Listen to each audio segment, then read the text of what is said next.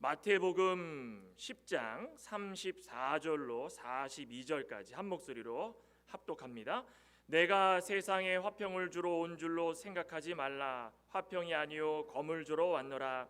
내가 온 것은 사람이 그 아버지와 딸이 어머니와 며느리가 시어머니와 불화하게 하려 함이니 사람의 원수가 자기 집안 식구리라. 아버지나 어머니를 나보다 더 사랑하는 자는 내게 합당하지 아니하고 아들이나 딸을 나보다 더 사랑하는 자도 내게 합당하지 아니하며 또 자기 십자가를 지고 나를 따르지 않는 자도 내게 합당하지 아니하리라. 자기 목숨을 얻는 자는 잃을 것이요 나를 위하여 자기 목숨을 잃는 자는 얻으리라. 너희를 영접하는 자는 나를 영접하는 자요 나를 영접하는 자는 나를 보내신 이를 영접하는 것이니라. 선지자의 이름으로 선지자를 영접하는 자는 선지자의 상을 받을 것이요 의인의 이름으로 의인을 영접하는 자는 의인의 상을 받을 것이요 또 누구든지 제자의 이름으로 이 작은 자 중 하나에게 냉수 한 그릇이라도 주는 자는 내가 진실로 너희에게 이르노니 그 사람이 결단코 상을 잃지 아니하리라 하시니라. 아멘.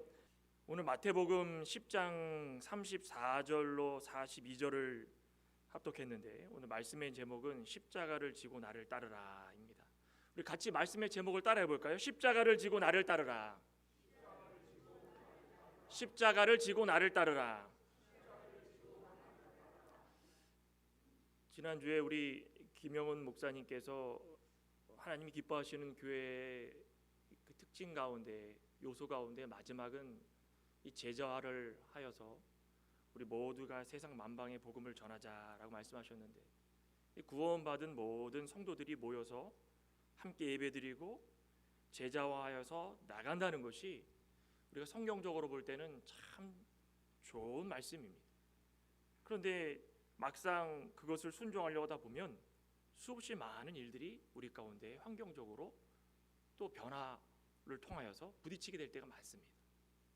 오늘도 본문은 이 예수님께서 12제자를 세우시고 이제가 때가 되었을 때 이스라엘 각처로 보내십니다. 너는 이쪽으로 가고 너는 이쪽으로 가고 가서 무엇을 합니까? 복음을 전하는 겁니다. 복음을 전하라 명령을 하시고 그 이후에 말씀하시는 것은 이게 쉬운 일이 아니다. 장차 만나게 될 사람, 장차 만나게 될 환경, 너희들이 겪게 될 모든 일들이 고난이고 핍박의 연속일 것이다. 그렇지만 좀 담대하고 두려워하지 말라라고 예수님께서는 신신당부를 하고 계시다라는 것입니다. 각오하라는 것입니다. 세상에 쉬운 일이 어디 있습니까? 우리 그리스 비극 시인인 소포클레스의 작품 오디오푸스라는 그 작품 혹시 읽어보신 분 계실지 모릅니다. 거기 주인공이 오디오푸스 왕인데 이 오디오푸스 왕이 이 자신의 이 정체성을 알아가려고 수없이 많은 환경 가운데 세상 가운데 자신의 자유의지를 통하여 가지고 계속 살아갑니다. 그런데 시간이 지나도 자신이 누구인지 알 수가 없었습니다. 마침내 자신에 대해서 알지 못하자 스스로 눈을 찔러서 세상을 볼 수 없게 만듭니다. 그 결과가 어떻게 됩니까? 자기 지위도 잃고 육신의 눈도 잃고 방랑자가 되고 결과적으로는 모든 것을 잃었습니다. 그런데 눈을 잃자 진리를 보는 성숙한 영적인 눈을 뜨게 됐다는 것입니다. 우리 그리스도인들도 마찬가지입니다. 우리가 예수님을 만나기 전에는 육신에 대하여서 세상적인 욕심을 가지고 살아가고 육신의 부패성으로 살아가고 하나님께서 우리에게 주신 자유의 의지를 가지고 살아가고 하나님이 원하시는 건 아니지만 우리의 자유적인 의지를 통하여서 마음대로 살아갑니다. 살아가도 정작 자신이 누구고 어디서부터 왔고 어디로 가고 결과가 어떻게 되는지 아무도 모릅니다. 그러면서 하루하루를 살아가는 그런 모든 이 세상 사람들이 그와 같다라는 것입니다. 그런데 그 내적 싸움을 하면서도 정작 결과적으로 얻는 것은 아무것도 없었습니다. 그때 복음을 만납니다. 예수님을 만납니다. 예수님을 만나고 이 마치 오이디푸스 그 왕처럼 내가 가지고 있는 걸 다 잃게 됩니다. 세상적인 지위도 잃게 되고 또 내가 가지고 있는 이 권력도 잃게 되고 돈도 잃게 되고 심지어 건강도 잃게 될 수 있습니다. 모든 것을 다 잃었는데 잃고 났더니 결국 내 심령의 눈이 띄어서 진리가 무엇인지 깨닫고 그 어떤 삶보다도 하나님께서 나를 역사적으로 계획과 섭리 가운데 선택하여 주시고 불러주시고 부름바 하나님의 자녀로 살아가게 해주시고 결과적으로 죽음 이후에 흙으로 돌아가지만 그 이후에 심판이 있다는 것을 깨닫고 나니 그 어떤 삶보다도 그 놀라운 역사에 감사하면서 풍성한 삶을 누리며 살아갈 수 있었다는 것입니다. 그게 그리스도인들의 삶입니다. 그런데 그것이 우리에겐 십자가입니다. 십자가의 인생이고 또 그것을 지고 살아갈 수밖에 없는 것이 성도의 인생이라는 것입니다. 저 여러분도 다 십자가 지고 사시죠? 이 예수님 믿지 않았다면 더 좋은 삶을 사셨을 텐데 예수님 믿고 나서 이렇게 어렵게 힘들게 살아가는 분들이 계시다면 그것이 십자가입니다. 십자가를 지고 나를 따를 때에 우리는 어떻게 살아가야 되는가? 성도의 인생은 어떠해야 되는가? 오늘 본문 예수님께서 분명하게 우리에게 말씀하시는 바가 있습니다. 첫째는 무엇입니까? 세상과의 갈등이 불가피하다. 세상과의 갈등은 어쩔 수 없이 계속적으로 일어날 수밖에 없는 것이다. 그게 우리 성도의 인생이라는 것입니다. 오늘 본문 34절 볼까요? 예수님께서 이렇게 말씀하십니다. 내가 세상에 화평을 주러 온 줄 생각하지 말라. 화평이 아니요 검을 주러 왔노라. 세상의 표현은 이 표현의 자유가 있어가지고 자신의 감정이나 생각들을 개성을 드러내면서 마음대로 말하고 표현하고 행동하며 살아갑니다. 이번에도 우리나라의 처음으로 노벨 문학상을 받았죠. 저도 궁금해서 책을 읽어봤습니다. 우리 그리스도인들의 정서와 맞지가 않습니다.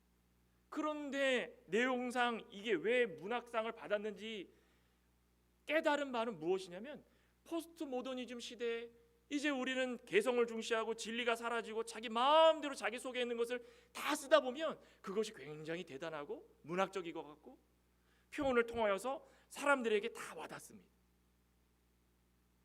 어떤 전시관에 우스개 일부러 그렇게 만든 건지 모르겠지만 사람들이 막 사진들을 보고 있었습니다. 전시들. 근데 어떤 사람이 일부러 그 밑에다가 신발 하나 딱 벗어놨습니다. 근데 사람들이 지나가다가 보통 어떻게 생각할까요? 신발이 왜 여기 있냐고 쭉 지나가겠죠. 그런데 요즘 사람들은 그렇게 안 합니다. 그거 작품인 줄 알고 그 사진 찍습니다. 이게 오늘날의 삶입니다. 자신의 감정이나 자신의 이 모든 것들을 당당하게 다 내비치면서 그것이 진리인 줄 알고 살아가는 세상. 그런데 우리 그리스도인들은 어떻습니까? 우리 그리스도인들은 자신과 예수 그리스도와의 관계를 인정하지 않으려고 하고 심지어 자신의 가정과 직장 그리고 개인사를 통하여서 예수 그리스도를 믿는 것에 대해서 말하지 않으려고 하고 심지어는 부인할 때가 참 많다는 거예요. 세상 사람들조차도 자신의 생각을 마음껏 다 알리고 살아가는데 우리 그리스도인들은 너무 숨기는 게 많다는 것입니다. 너무 많습니다.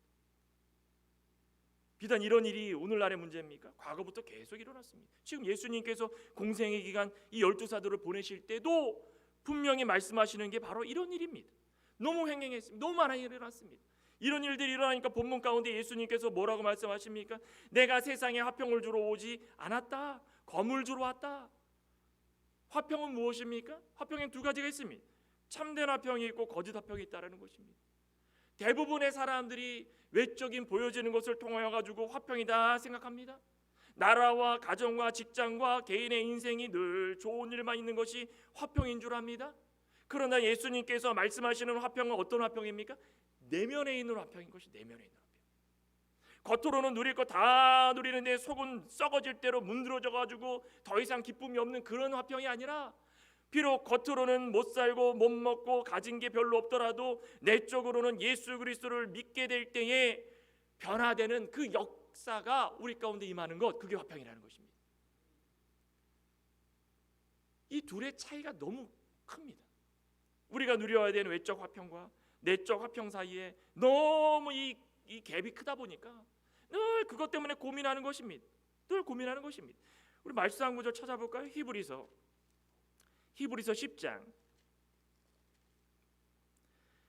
10장 32절 신약 364쪽입니다. 제가 읽겠습니다. 전날에 너희가 빛을 받은 후에 고난의 큰 싸움을 견디어낸 것을 생각하라. 혹은 비방과 환난으로서 사람에게 구경거리가 되고 혹은 이런 형편에 있는 자들과 사귀는 자가 되었으니 너희가 갇힌 자를 동정하고 너희 소유를 빼앗기는 것도 기쁘게 당한 것은 더 낫고 영구한 소유가 있는 줄 알미라. 그러므로 그다음 뭐라 했습니까? 너희 담대함을 버리지 말라. 이것이 큰 상을 얻게 될 것이니라.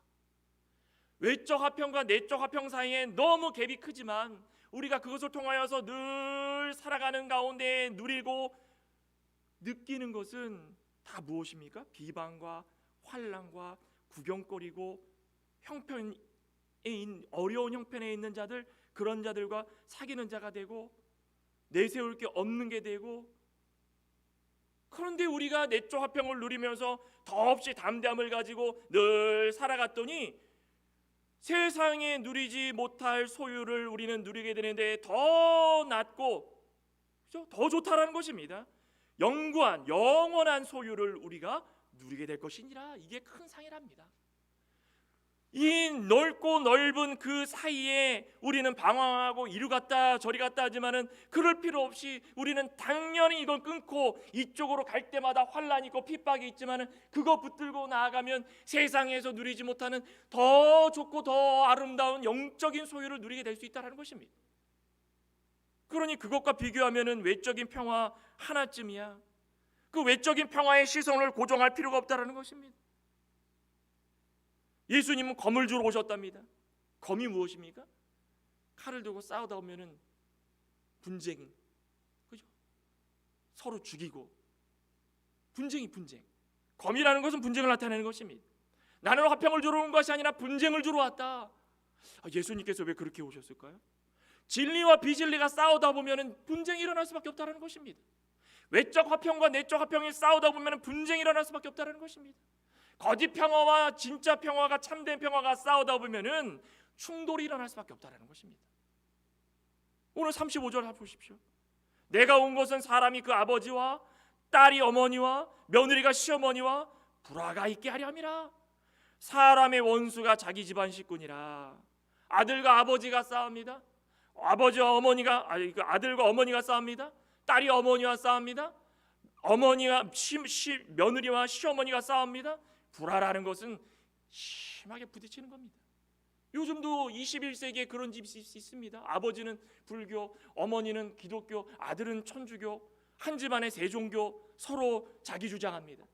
어떤 집안은 아버지, 어머니, 누나가 다 불교 집안인데 아들이 전도받아가지고 교회를 다녀가지고 성경책을 선물로 받았더니 한 집안에 두 종교는 있을 수가 없구나, 성경책 다 찢어버리고 태워버립니다. 과거의 일입니까? 21세기에도 일어나는 일입니다. 자기의 말, 뜻, 행동과 맞지 않을 때마다 싸우기 시작하는 것입니다. 이게 어디에서 일어나는 일입니까? 집안 식구가 원수가 되는 일입니다. 집안 식구가. 유대의 탈무드에 보면은 가족 간의 불화가 메시아 시대가 오기 전에 더 많고 더 성행하게 될 것이다. 진리를 전하고 예수 그리스도를 구주로 고백하며 살아갈 때마다 더 핍박받고 더 비방받고 더 굶주리고 더 다투고 더 불화가 일어나고, 여러분들 그 열왕기 6장 한번 보십시오. 열왕기하 6장. 시리아가 북이스라엘을 쳐들어옵니다. 사실상 북이스라엘은 하나님의 선민들이었습니다. 말을 너무 안 들어가지고 하나님께서 내치시지만 하나님께서 선택해 주시고 하나님의 자녀 삼은 자들입니다. 그 믿음 지키는 자들입니다. 전쟁한다는 얘기는 하나님께서 그들에게 힘을 주셔가지고 그들을 물리칠 수 있도록 해주시는 것입니다. 그런데 북이스라엘이 말을 들었습니까? 참된 평화와 외적 평화 두 사이에 갈팡질팡하다가 외적 평화만 붙들고선 애굽에 가서 아이고 도와달라 그러고, 시리아가 전투를 하고 포위를 합니다. 이 사마리아를 다 포위를 합니다. 공격을 하는 것입니다. 그때 북이스라엘 내부에서는 어떤 일이 벌어졌습니까? 어머니가 이웃과 이야기합니다. 배고프다. 너 자식 있지? 나 아들 있고 너도 아들 있다. 그럼 오늘은 너 아들 먹자. 갖고 와라. 다음 날 됐더니 그 먹은 사람이 이제는 자신의 자녀가 너무 아까운 겁니다. 줄 수가 없습니다. 나는 못 주겠다, 못 주겠다. 자녀를 내놓지 않자 싸움이 시작되는 것입니다. 가장 가깝고 가장 좋고 믿음의 영향력이 있어야 될 가족 간에 신뢰하지 못하고 내주지 못하는 가운데 서로 싸우고 자신의 것을 뺏기고 빼앗기는 그런 엄청난 일들이 계속 벌어지는 것이 바로 이 세상 가운데 믿음을 지킬 때는 일어나는 일이라는 것입니다. 멀지 않고 가족 간에 우리 소선지서 미가서 한번 볼까요? 우리 미가서의 7장에 그대로 선포됩니다. 말세에 마지막 때에 일어날 수 있는 가운데 어떤 일이 일어나는가? 북이스라엘 남유다 하나님이 사랑하는 선민들이 멸망하고 부패했을 때 일어난 일 가운데 어떤 일이 일어나는가? 구약 1296쪽 미가 7장 6절에 보면 이렇게 말씀합니다. 아들이 아버지를 멸시하고 딸이 어머니를 대적하고 며느리가 시어머니를 대적하리라. 사람의 원수가 어디입니까? 곧 자기의 집안 사람이로다. 자, 어떻습니까? 이런 일들이 수없이 많이 일어난다는 것입니다. 그럼 우리는 어떻게 되겠습니까? 우리는 그런 일들이 일어날 때마다 믿음 지키려고 할 때 이 벌어진 외적 평화와 내적 평화 사이에 우리는 어떤 방법을 써야 됩니까? 같이 검을 들고 싸워야 됩니까? 아니라는 것입니다. 예수 그리스도를 믿고 살아가는 자들에게는 검이 아니라 하나님의 능력을 믿고 살아가야 되는 것입니다. 그 능력이 무엇입니까? 바로 온유와 관용한 마음입니다. 마음이 늘 받아들일 줄 알고 용서할 줄 알고 가족 간에 불화가 일어나도 그 마음 다 받아들이고 어떠하면 저 사람을 변화시킬 수 있을까? 내 아버지를, 내 어머니를, 내 아들을, 내 딸을 변화시킬 수 있을까? 말씀을 가지고 늘 온유와 관용한 마음으로 그들을 대할 때에 그 심하고 심한 비난과 이 어려운 환경 가운데서도 담대하게 버티고 살아갈 수 있다는 것입니다. 그럴 때의 내적 평화가 무엇인지 발견하게 되는 것입니다. 집안 식구가 다 원수가 된답니다.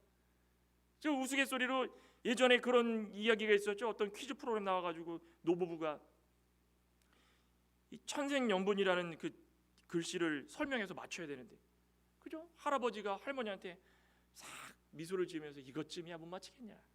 그러면서 할머니에게 설명하며 당신과 나 사이 그랬더니 뭐라 그럽니까? 왼수 그러죠. 그랬더니 아니 네 글자 그랬더니 뭐라 그럽니까? 평생 왼수. 우리는 할머니가 성경적일 수밖에 없습니다. 그죠? 성경을 좀 알았으면 그렇게 대답할 수밖에 없습니다. 우리 사이에 믿음이 없고 불신앙적이라면 늘 원수가 될 수밖에 없다라는 것입니다. 우리는 기억해야 됩니다. 하나님의 진리의 말씀을 붙들고 살면 내적 평화이지만 겉으로는 늘 충돌이 일어납니다. 그것을 감수하면서 온유와 관용의 마음으로 하나님의 능력 삼아가지고 신앙을 잃지 않을 그런 모습으로 끝까지 담대하며 살아가야 되는 것입니다. 충돌이 일어나고 분쟁이 일어날 때마다 우리는 무엇을 해야 됩니까? 온유와 관용한 마음으로 기도하고, 그래서 우리 모든 사람들이 예수 그리스도의 말씀이 무엇인지를, 구원이 무엇인지를 깨달을 수 있는 그런 환경, 그런 가정, 우리 개인이 되어야 된다는 것입니다. 믿으십니까? 우리 지난주에도 목사님이 그 말씀하실 때 세상 만방으로 나가라, 분명히 나가야 됩니다. 우리는 어떤 마음을 가지고 나가야 되는가를 기억해야 된다는 것입니다. 두 번째는 자신을 부인해야 됩니다. 우리 자기 부인 많이 들어보죠. 오늘 본문 37절 한번 볼까요? 아버지나 어머니를 나보다 더 사랑하는 자는 내게 합당하지 아니하고 아들이나 딸을 나보다 더 사랑하는 자도 내게 합당하지 아니하며 또 자기 십자가를 지고 나를 따르지 않는 자도 내게 합당하지 아니하리라. 자기 목숨을 얻는 자는 잃을 것이요 나를 위하여 자기 목숨을 잃는 자는 얻으리라. 저희 아버지가 목회를 한 39년을 하셨습니다. 개척을 시작으로 거의 집안을 들어오진 않으셨습니다. 그 자녀들이 항상 어머니만 생각하지 아버지를 생각할 때가 별로 없었습니다. 그래서 아버지의 생각은 무엇이었냐면 항상 말씀으로 성도들을 바른 길, 또 바른 교회 만들어야 되겠다라는 생각에 늘 교회. 그러다 보니까는 자녀들에게 좀 소원할 때가 참 많았습니다. 그런데 나중에 몸이 편찮으시고 이제 돌아가시기 얼마 전에 그 평안한 얼굴로 자녀들을 바라보시는 모습이 그러면서 하시는 말씀들이 참, 내가 목회하는 가운데에 성도들이 아플 때마다 그 아픈 성도들의 마음을 헤아리지 못한 것도 있었고, 내가 아내에게, 자녀들에게 더 해주지 못했던 것이 얼마나 많았는가라는 그 표정이 싹 나옵니다. 그런데 우리 믿음 생활할 때 이런 너무 많은 일들이 일어나지만 어떤 것을 선택하라, 그거 말씀하시지 않습니까? 예수님께서 아버지나 어머니를 나보다 더 사랑하지 말랍니다. 자녀, 아들과 딸을 나보다 더 사랑하지 말랍니다. 이거는 무엇입니까? 원수로 만들어가지고 절대적으로 사랑하지 말라 이겁니까? 아닙니다. 우리가 믿음 생활할 때 하나님께서 우리에게 주신 은사가 있습니다. 우리에게 주신 환경이 있습니다. 예수님께서 우리를 제자화하셨습니다. 복음 들고 나가야 됩니다. 그런데 그들이 발목을 잡고 믿음 생활을 방해하면은 끊으라는 것입니다. 끊으라는 것입니다. 우리 죄를 위해서 생명까지 내놓으신 참사랑이신 예수님은 어떻게 끊으셨습니까? 높고 높은 보좌를 다 내려놓으시고 이 세상에 오셨는데 우리 나의 죄를 위해서 오셨다는 것입니다. 나의 죄를 위해서. 예수님께서 이런 결단이 있으셨고 완전한 순종이 있으셨기 때문에 우리에게 구원을 선물로 주실 수 있었다는 것입니다. 우리는 부모와 가족을 내어놓기 어렵습니다. 우리 아들, 우리 사랑하는 딸, 그거 어떻게 합니까? 믿음 생활하는 것보다 이 자녀들을 더 케어하고 부모를 공경하는 것 더 케어하고 우리가 그것을 통해서 가족이 평화를 누리며 그렇게 살아가는 것이 좋지 않겠습니까? 그게 외적 평화와 내적 평화의 갭입니다. 이해를 못합니다. 믿음 생활하는데 어떡합니까? 우리 믿음의 조상 아브라함은 말씀에 따라 가지고 본토 친척 아비집을 떠났습니다. 하나님께서 지시한 땅으로 갈 때마다 인정 다 끊었습니다. 물질 다 끊었습니다. 하나님께서 가라고 했을 때 말씀과 멀어지지 않으려고 늘 그거 붙들고 나갔습니다. 하란의 그 이방 땅에서 아버지 데라가 죽고 먼저 세상을 떠났을 때 얼마나 마음이 허전했겠습니까? 나는 그냥 돌아갈랍니다. 나는 고향 땅으로 돌아가서 고향 사람들과 살겠습니다라고 했습니까? 아닙니다.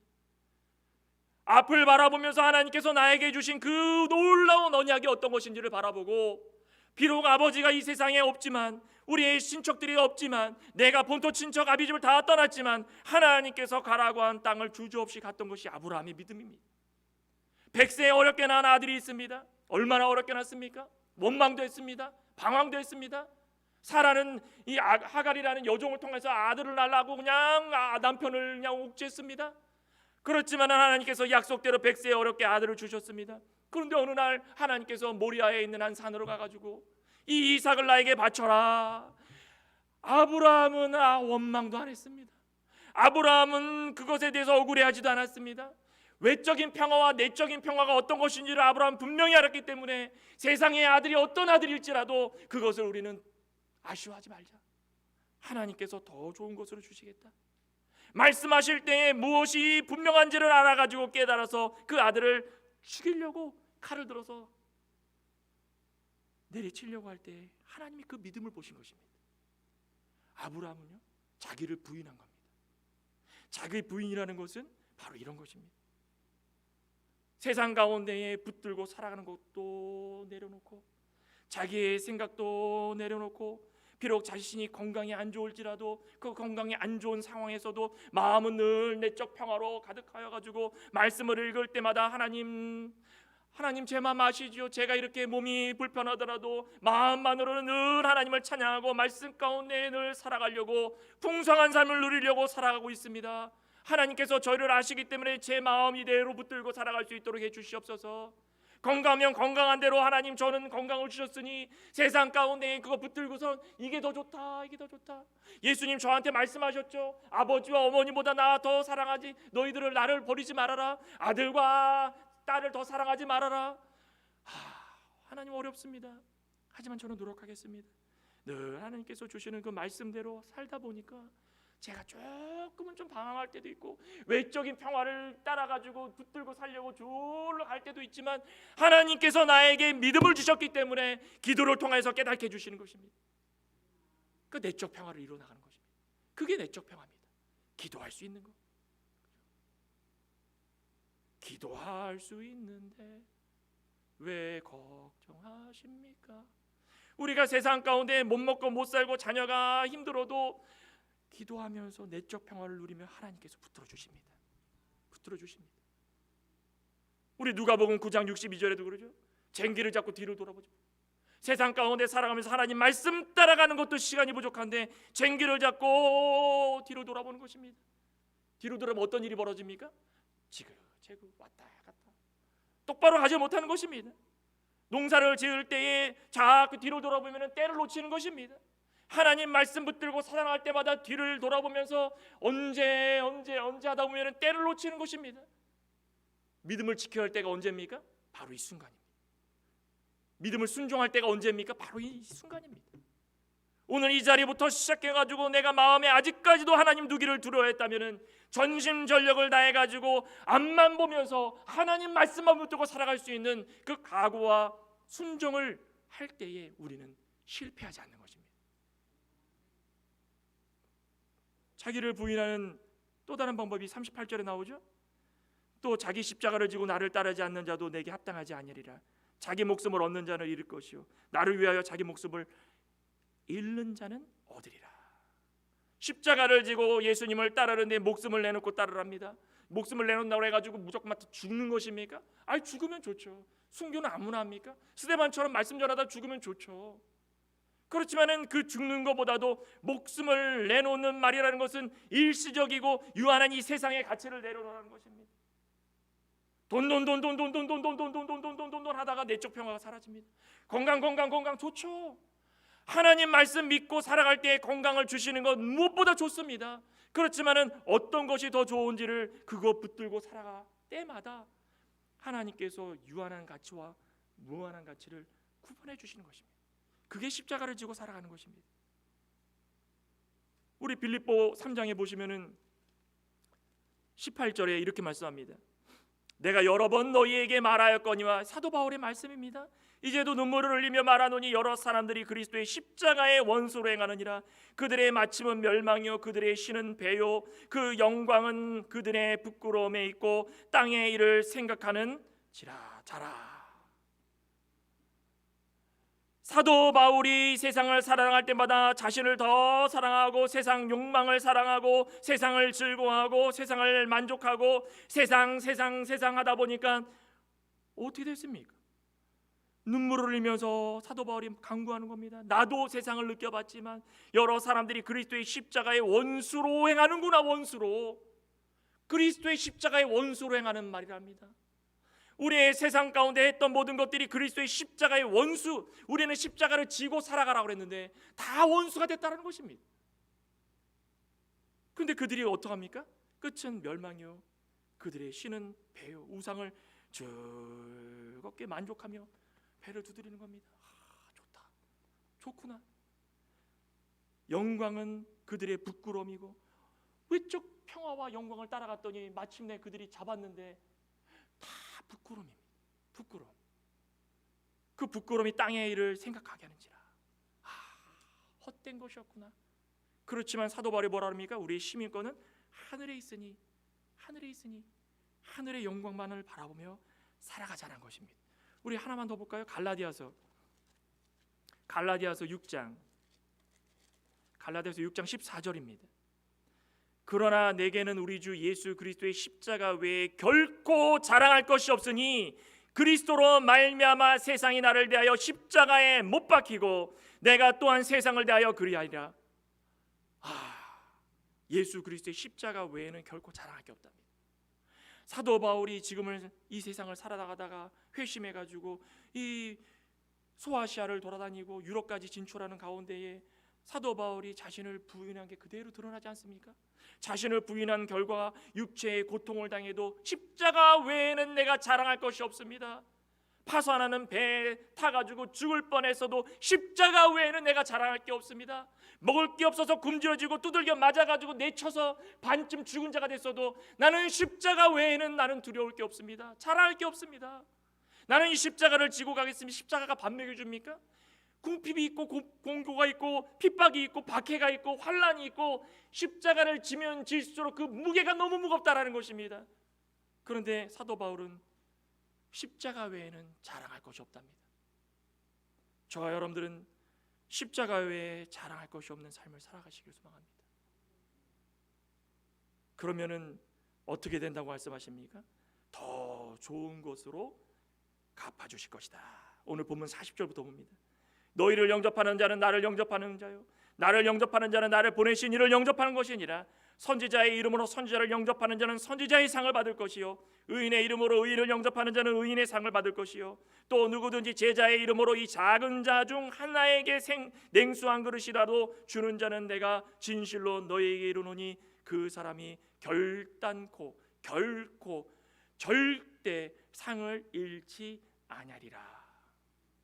예수 그리스도의 이름으로 생명 있는 복음을 들고 십자가를 지고 이 험한 길을 걸어나갈 때마다 하나님께서 다 보시고 마침내 그들을 상을 주시는데, 그 상이 결단코 잃지 않을 영원한 상, 하늘나라에 준비해 놓으셨다는 것입니다.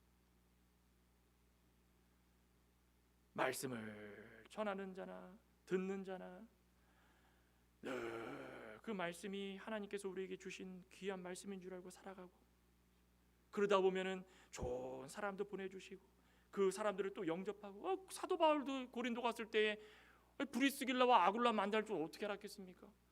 일도 똑같은 일 합니다. 천막 짓는 거 같이 대화 나누면서 브리스길라와 아굴라가 사도 바울을 대접했더니 사도 바울이 더 힘을 내가지고 복음을 전하고, 사도 바울이 브리스길라와 아굴라를 다 보내가지고 말씀 전하라 그러고, 아볼로를 변화시키는 역사를 브리스길라와 아굴라가 행하고, 말씀을 전하고 들을 때마다 서로 영접하고, 영접할 때마다 너희들이 받는 상들이 일어나는 것입니다. 영접하는 자는 영접하는 상을 받을 것이고, 선지자의 이름으로 선지자를 영접하는 자는 선지자의 상을 받을 것이고, 의인의 이름으로 의인을 영접하는 자는 의인의 상을 받을 것이고, 예수 그리스도의 십자가를 메고 나갈 때마다 힘들었지만 가는 곳곳마다 하나님께서 상을 준비해 놓으신 것입니다. 이거 구원의 역사입니다.